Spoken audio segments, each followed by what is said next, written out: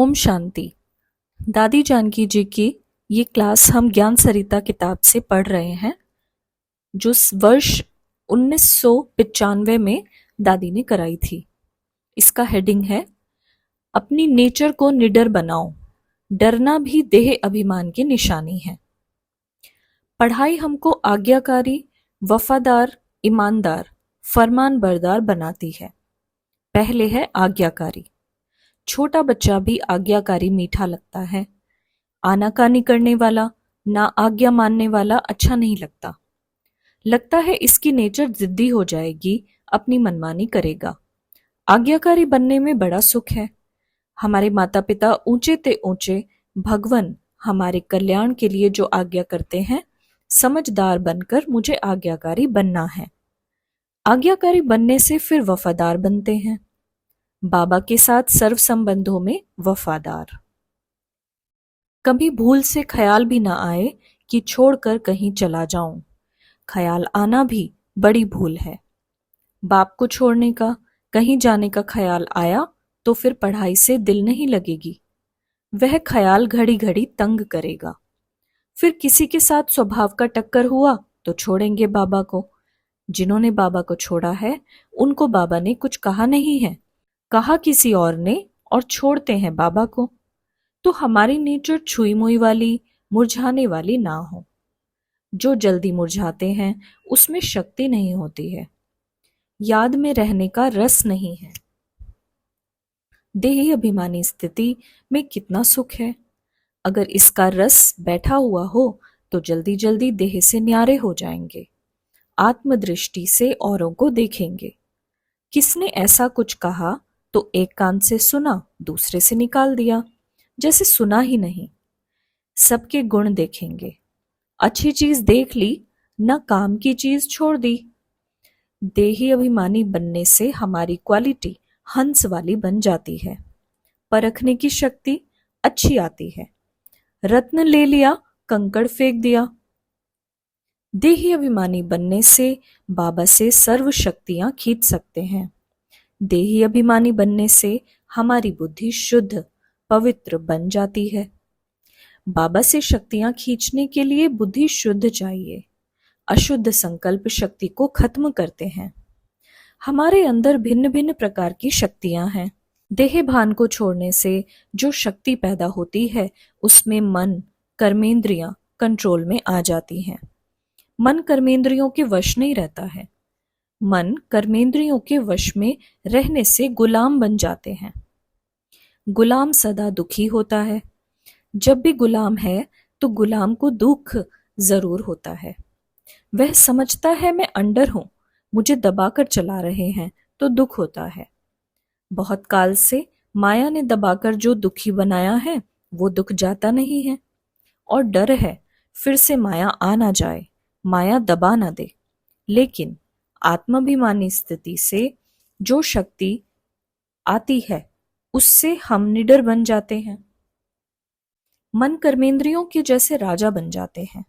तो पहले अपने में यह शक्ति भर लो जो कर्मेंद्रियां खींचे नहीं। मन कभी चंचल ना बने, इधर उधर भटके नहीं। अभ्यास करके अंदर यह शक्ति भर लो। जब चाहूं मालिक होकर इन कर्मेंद्रियों के द्वारा कर्म कराऊं, कर्मेंद्रियों के वश ना रहूं। तभी फिर हम ऑलमाइटी बाबा के द्वारा जो नॉलेज मिलती है उसकी भी शक्ति ले सकते हैं। जितना स्मरण करो उतनी शक्ति मिलती है। करते शक्ति नहीं आती। नॉलेज स्मरण करते रहो तो नॉलेजफुल बनते जाएंगे। नॉलेज ही भविष्य विश्व की बादशाही दिलाएगी, क्योंकि बादशाही करने की भी हमको शक्ति चाहिए। राजाई पद पाने के लिए शक्ति चाहिए। अच्छी तरह से पढ़ो, दिल से पढ़ो। हमारी पढ़ाई संस्कारों को चेंज कर रही है। इस देह में निमित्त हम बैठे हैं। खुद तो बाबा द्वारा पावन बने हैं, दुनिया को भी पावन बनाने के लिए बैठे हुए हैं। बाकी इस देह से कोई लगाव नहीं है। लगाव होगा तो अभिमान भी होगा, अहंकार भी होगा। निरहंकारी बनेंगे तो नम्रता आएगी। जरा भी अहंकार होगा तो नम्रता ठहर नहीं सकेगी। अहंकार नम्रता को धक्का देकर निकाल देता है। नम्रता बड़ा मीठा बनाती है। अहंकार किसी को भी दबाने की कोशिश करता है। नम्रता स्नेही स्नेहयोगी बना देती है।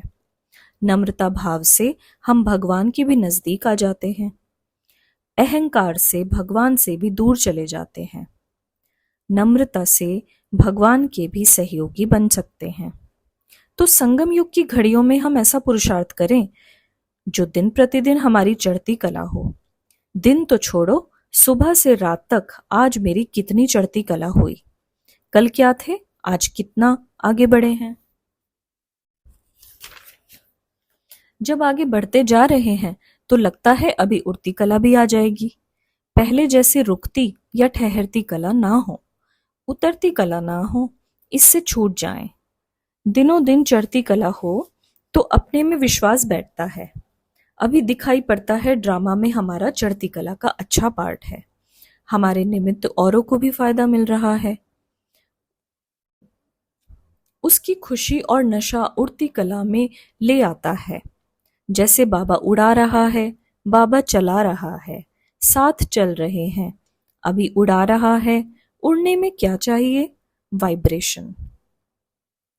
पंछी दो इकट्ठे उड़ नहीं सकते, एक दूसरे पर चढ़कर उड़ नहीं सकते।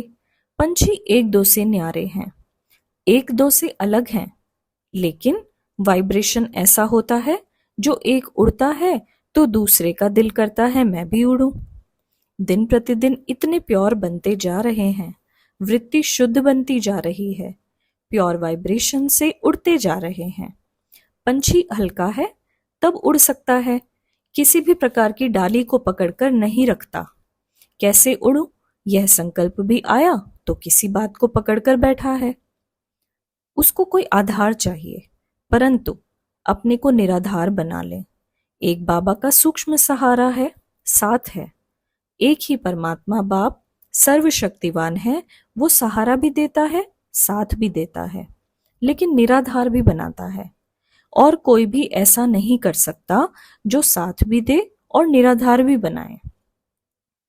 एक बाबा सर्वशक्तिवान निराधार भी बनाता है, अंदर सूक्ष्म अपने साथ का सहारा देता है, आगे पीछे हमारी देखभाल करता है। हम भी उनको अंदर से छोड़ते नहीं हैं।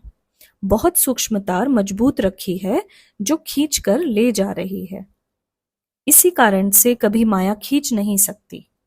उसका कोई भी प्रकार का चमकीला रूप हमको खींच नहीं सकता, कोई भयानक रूप डरा नहीं सकता। माया देखती है कि ये चमकीले रूप से खींचते नहीं तो भयानक रूप से डरा देती है। लेकिन अब अपनी नेचर को निडर बनाना चाहिए। डरना भी देहभान की निशानी है। जितनी देही अभिमानी स्थिति होगी उतना निर्भय होंगे। किसी के साथ भी दुश्मनी ना हो। जरा भी दुश्मनी होगी तो निर्भय नहीं हो सकते। डरेंगे या डराएंगे, यह भी विकर्म का खाता बन जाता है। ना डरें, ना किसी को डराएं। इन सब बातों को चेक करते करते हम ऐसे फ्री रहें। भले निमित्त शरीर में आत्मा है, लेकिन आत्मा को तीनों लोकों की सैर करने की आदत है। आत्मा का निवास स्थान इस पार शरीर में है, उस पार शांति धाम घर में है। अभी लगन है, घर जाना है, पावन बनना है। यहाँ बैठे भी बुद्धि वहां लटकी रहे। बुद्धि को ऊपर लटकाना इजी है। बुद्धि इधर उधर जाती है तो दर्द होता है, ऊपर लटकी है तो सुख मिलता है। तो ना इधर ना उधर जाए। एकाग्रता की शक्ति सर्वशक्तिमान बाप को खींचती है। जितना एकाग्रता का रस बैठता है उतनी शक्ति पैदा होती है, थकावट दूर हो जाती है। वैसे भी रेस्ट से शरीर को शक्ति मिलती है, ऐसे ही एकाग्रता की शक्ति से आराम मिलेगा। तो शक्ति को बढ़ाने वाले संकल्प हों, कमजोर करने वाले संकल्प ना हो। वो है अपने हाथों में। ओम शांति।